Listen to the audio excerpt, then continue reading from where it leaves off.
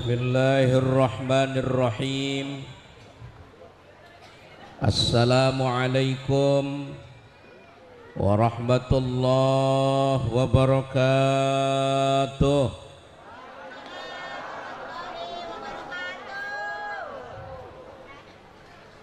Bismillah walhamdulillah wassalatu wassalamu ala rasulillah wa ala alihi wa ashabihi wa man tabi'ahu wa walah, amma ba'd. Subhanaka la ilma lana illa ma 'allamtana innaka antal alimul hakim. Rabbi shrah li sadri wa yassir li amri wahlul 'uqdatam min lisani yafqahu qawli. Hadratal mukarramin, para alimil ulama, para sesepuh, para tokoh masyarakat, wabil khusus pengasuh pimpinan Pondok Pesantren Ulumul Quran Fadilatul Mukarram Kiai Haji Humaidi MA beserta keluarga, mata'anallah bituli hayatih, amin aja menang baik.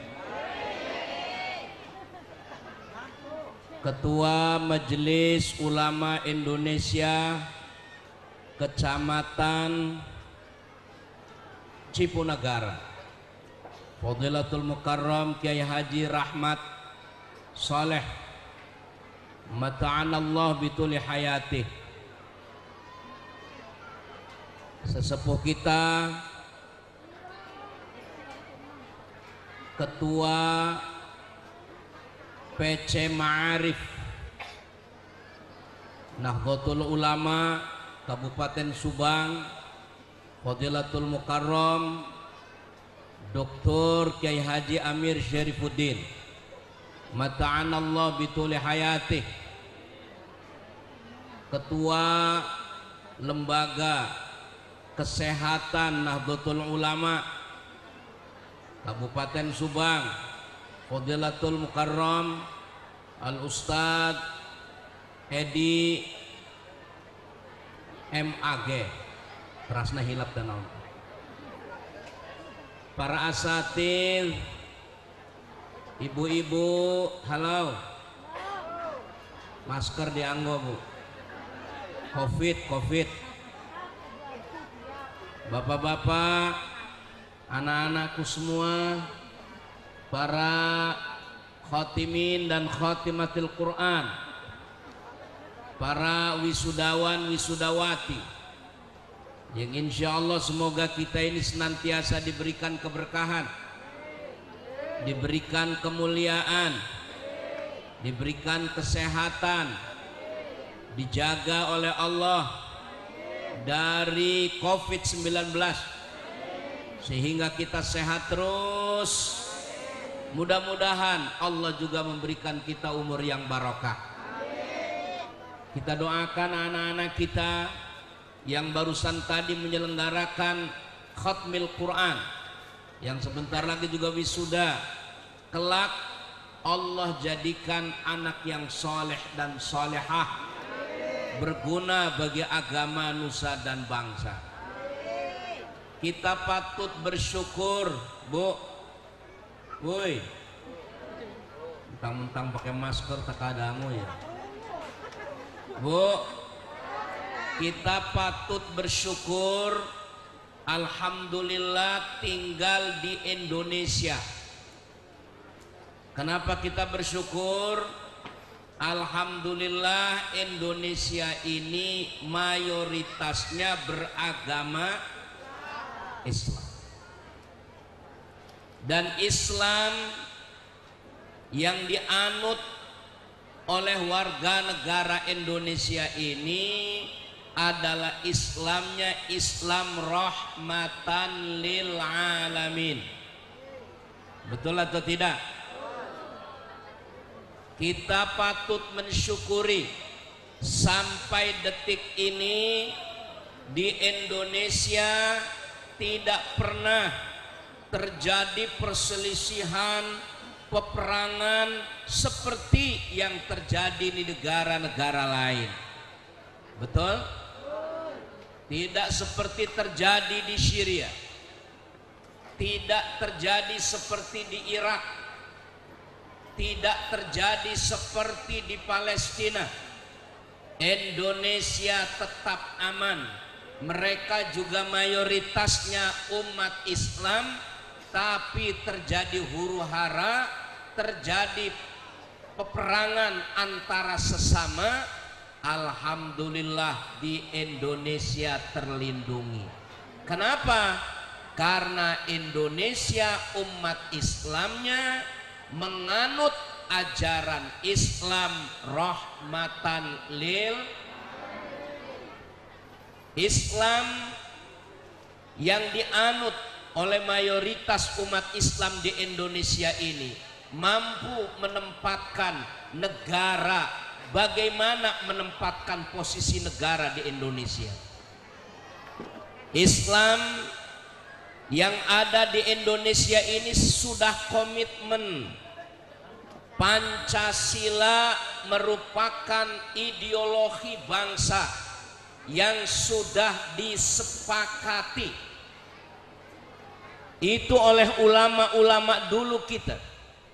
Karena Pancasila itu adalah merupakan perekat perbedaan yang ada di Indonesia. Islam merasa memiliki Pancasila, Kristen merasa memiliki Pancasila, Hindu merasa memiliki, teruskan, Pancasila, Buddha merasa memiliki Pancasila, Konghucu juga merasakan, mengakui dan memiliki Pancasila. Kenapa?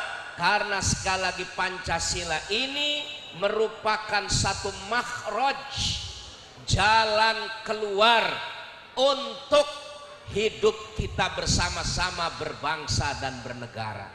Urusan agama mereka masing-masing silahkan mengamalkan. Di Timur Tengah bentrok, di Syria bentrok, di Irak bentrok. Kenapa? Karena ada di antara kita yang memaksakan diri supaya ideologi adalah dari tinjauan satu agama saja, tidak memperhatikan agama-agama lain. Maka akhirnya sampai detik ini mereka perang saudara belum berhenti-henti. Hal ini kita harus pertahankan. Bagaimana cara mempertahankan? Ibu-ibu bisa jadi tidak lama meninggal, betul? Umur kita tidak ada yang tahu. Bapak-bapak juga tidak lama lagi meninggal.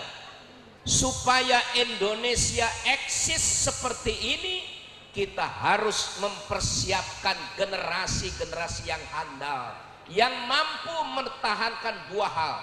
Pertama adalah amanah diniyah, dan yang kedua adalah amanah watoniyah. Ini pesan guru-guru kita supaya Indonesia tetap akur. Apa amanah diniyah yang diamanatkan oleh orang-orang tua kita dulu? Adalah diniyah adalah agama yang beraliran ahlus sunnah. Halo, halo, agama yang tidak radikal, tidak radikal yang memaksakan kehendak, yang memahami ajaran agama secara tekstual, secara harfiah, tetapi memahami ajaran agama dengan cara mengkombinasikan antara tekstual dan kontekstual. Terang ke tekstual kontekstual. luhur teuing panggungna. Jadi ceramahna agak luhur imanya. Teraskeun teh ya. Dibatasi oleh Kyai Humaidi, pokoknya azan selesai.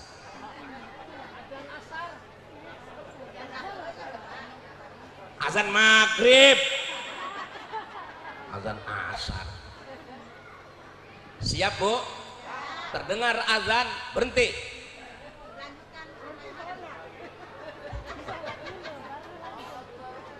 Nah, jadi dengan demikian, kalau seandainya kita kelak sudah tidak ada, perlu kita mempersiapkan generasi-generasi ini.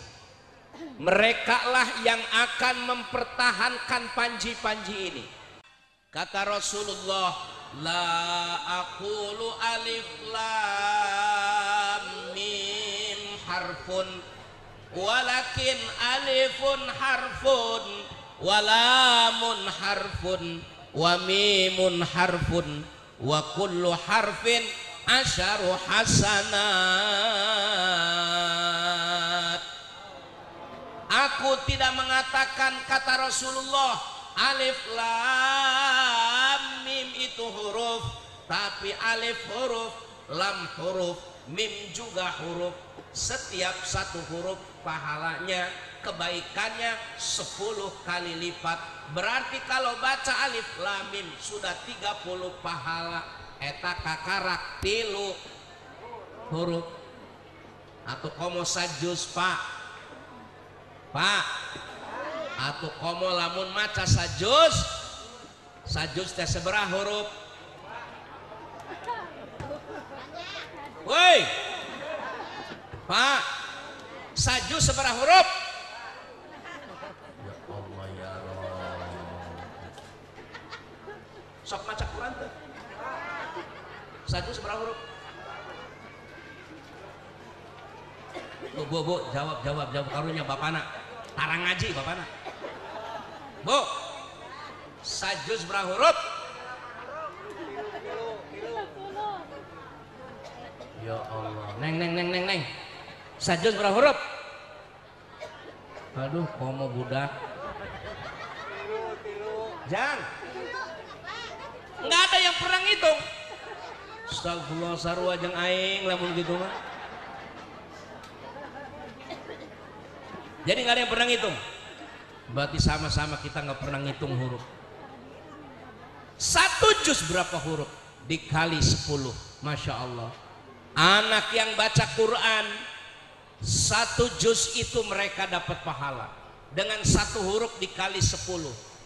Tetapi yang perlu diingat, yang dapat pahala bukan hanya anak saja yang baca Quran, gurunya yang mengajarkan Quran juga dapat pahala sebanyak pahala anak muridnya yang membaca, tanpa mengurangi pahala yang dibaca oleh anak-anak.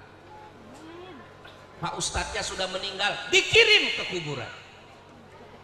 Subhan, ini yang namanya ilmu bermanfaat. Anak bisa sholat, sebelum sholat wudhu dulu. Orang yang berwudhu dapat pahala. 1 kelas anak diajar wudhu, 1 kelas ada 20 orang.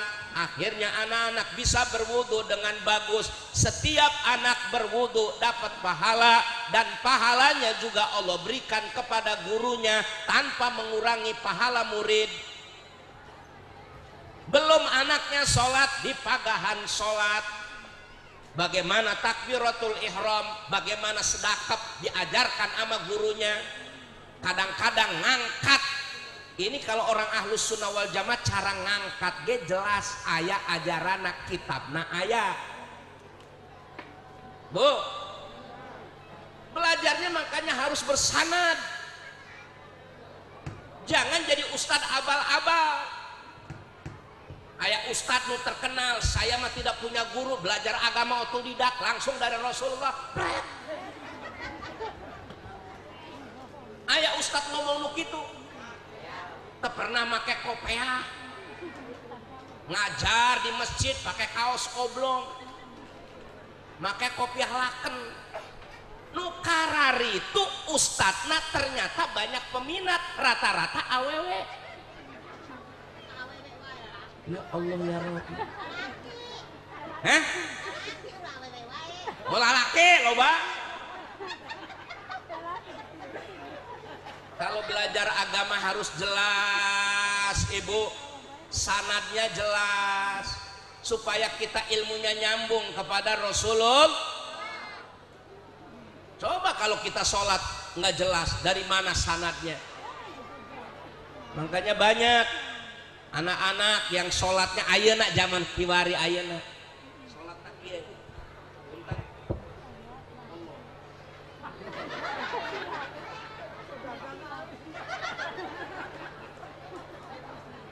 Aya nu kitu. Di pesantren ieu kumaha sholatna kitu? Dengan alasan mengatakan tangan sejajar katanya dengan pundak. Yang maksud tangan sejajar dengan pundak itu bukan tangan eta. Makanya dikombinasikan dengan hadis lain. Hadis lain menyatakan hatta yuhadhi anamila uzunaihi asabi al-ibham yuhadhi apa sahmai uzunai. Lihat itu hadisnya seperti itu. Dalam hadis lain yang bukan hanya di Bukhari, diterangkan di Sahih Muslim ada, di Tirmidzi ada, betul sejajar dengan tangannya seperti begini, tetapi ujung jempolnya ini adalah nempel dengan ujung telinga ini, dan tangan sisanya adalah di atas telinga. Itu hadisnya seperti itu. Jadi maca itu harus dikompromikan, sanad harus jelas, bukan hanya membaca hadis dengan terjemah tanpa melihat daripada tafsir hadis. Lihat Fathul Bari-nya, lihat daripada Sahih Muslim yang disarah oleh misalnya Abu Zakaria Yahya bin Syaraf An-Nawawi. Hadis Tirmidzi-nya, lihat Tuhfatul Ahwazi-nya. Jadi komplit. Jangan hanya sekedar kita baca hadis dengan terjemahnya langsung dipraktekkan tanpa sanad, ini akan berbahaya. Woi. Pak, ulah ibu-ibu yang dicarekan, Pak. Ini makanya harus jelas. Kalau anak sholatnya benar, maka anak itu pahalanya juga dapat. Pahala itu bukan hanya didapat oleh santrinya, tapi gurunya juga dapat. Guru mah biasa dapat sertifikasi lambat nggak apa-apa, tapi pahalanya nggak seloba. Jadi pahala yang terbanyak itu sebenarnya guru, meskipun gajinya saeutik. Betul atau tidak? Pakai terang, abdi ge guru. Betul tidak? Ini dokter Amir guru, saya lain dokter ke guru sama. Nah ini jadi dengan demikian seperti itu. Yang ketiga yang terakhir, sudah azan cuman nggak kedengeran gak ya? Nah aja di paruman di dia jigana. Nu katilu, terakhir ya. Jam 12. Amal yang tidak putus-putus meskipun kita sudah meninggal dunia adalah awaladin soleh, anak. Tidak cukup anak soleh itu dinamakan Muhammad Soleh. Punten Pak ya Rahmat Soleh. Tidak cukup di ngaranan Siti Soleha. Tidak cukup. Memang betul nama itu doa. Betul. Makanya kasih nama yang bagus. Tapi tidak harus bahasa Arab, bahasa Indonesia juga boleh. Asalkan doa. Halo. Samarana. Namanya dikasih Untung Selamat. Bagus tak? Bagus tak? Berarti untung terus. Daripada ngasih nama bahasa Arab. Ya, kayak konsultasi.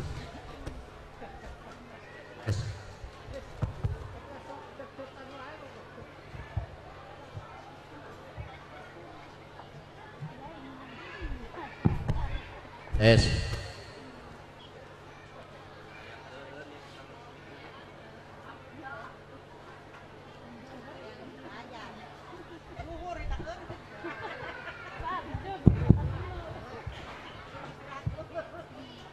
Halo. Halo. Halo. Aya keneh. Sakedeung deui. Tidak cukup, Bu. Nama itu doa. Seperti orang tua saya ngasih nama Musyfik. Apa arti Musyfik? Orang yang senantiasa memberikan kasih sayang. Orang tua saya ngasih nama supaya saya sayang sama orang terus. Makanya sudah terbukti. Sanajan azan sudah masuk juga terus ceramah sayang. Cuman pernah ceramah di Rengas Dengklok, protokol salah sebut. Ceramah disampaikan oleh Kiai Musyrik Amrullah. Aduh, cekali. Padahal antara musyrik dan musyfik beda. Kasih nama yang bagus. Nama-nama nabi boleh. Muhammad, Ibrahim, Isa, Musa, boleh. Sulaiman, doa itu. Nama-nama malaikat boleh, cuman lihat dulu lah malaikat yang mana. Karena tidak semua nama malaikat cocok dengan nama manusia. Ridwan, bagus Ridwan. Rokib, wah lumayan lah. Ini anak kembar, Mungkar Nakir. Anak terakhir Ijro, Akina Kerdering. Datang Ijona si Ij, cak nina Aki Ijroil datang, langsung stres. Kasih nama yang bagus. Nah makanya anak-anak kita ini pengen harapan menjadi anak soleh. Anak soleh itu anak bener, Bu. Indonesia ini bukan hanya membutuhkan orang pinter saja. Orang pinter mah sudah banyak. Tapi Indonesia ini bukan hanya membutuhkan orang pinter, tapi juga orang. Ibu-ibu mendingan punya anak pinter tapi nggak bener, apakah mendingan punya anak bener tapi nggak pinter? Mendingan mana?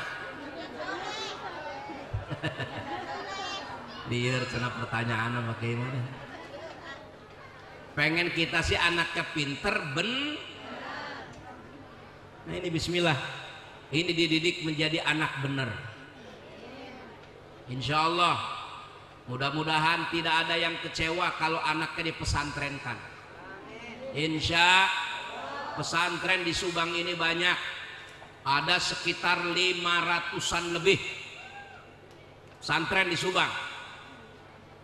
Tetapi pesantren itu kata Pak Kementerian Agama mengatakan ada 3 jenis di Subang ini.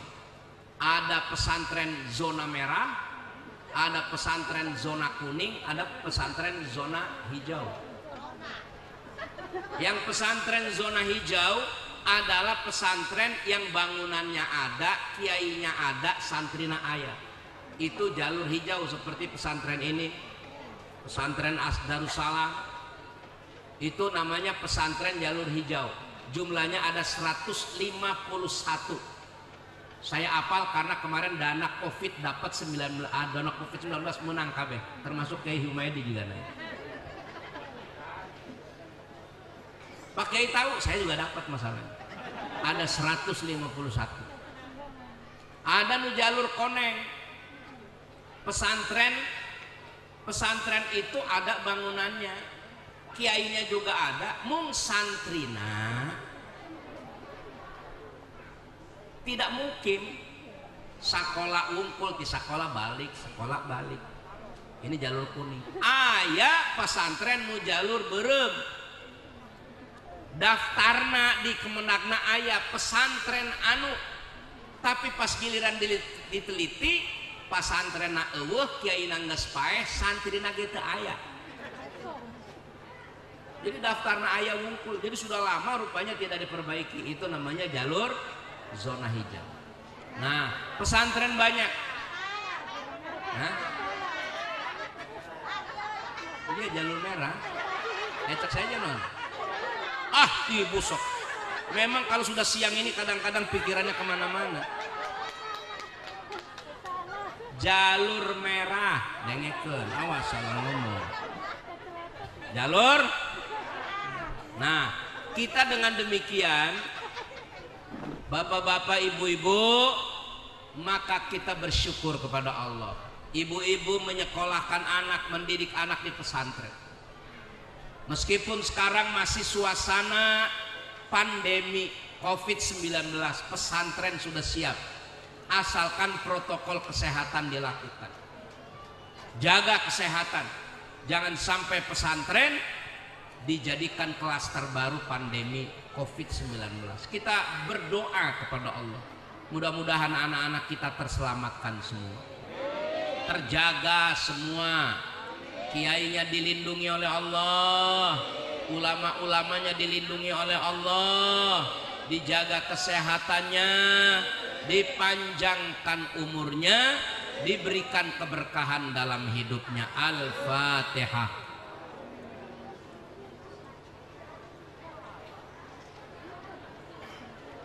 Amin. Demikian Bapak Ibu, doa nanti dipimpin oleh Ketua MUI lah yang lebih sepuh.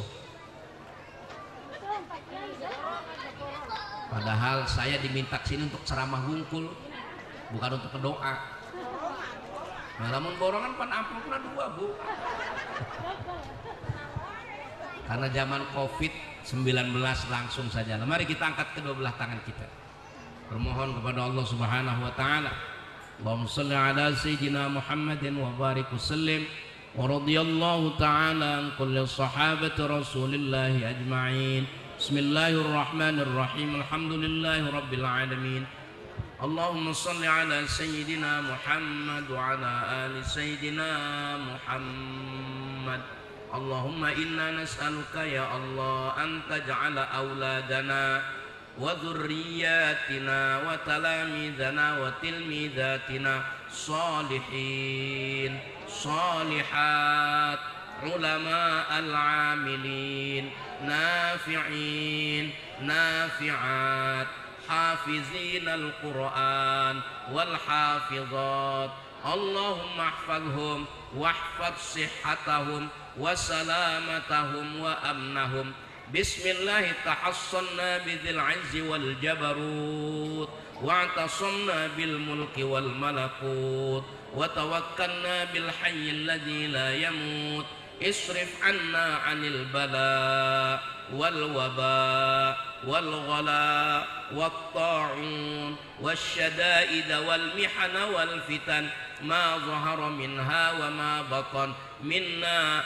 ومن بيتنا ومن معهدنا ومن تلاميذنا وتلميذاتنا ومن بلداننا ومن بلادنا إندونيسيا خاصة ومن بلدان المسلمين عامة برحمتك يا أرحم الراحمين وصلى الله على سيدنا محمد النبي الأمي وعلى آله وصحبه وسلم سبحان ربك رب العزة عما يصفون وسلام على المرسلين والحمد لله رب العالمين بسر الفاتحة.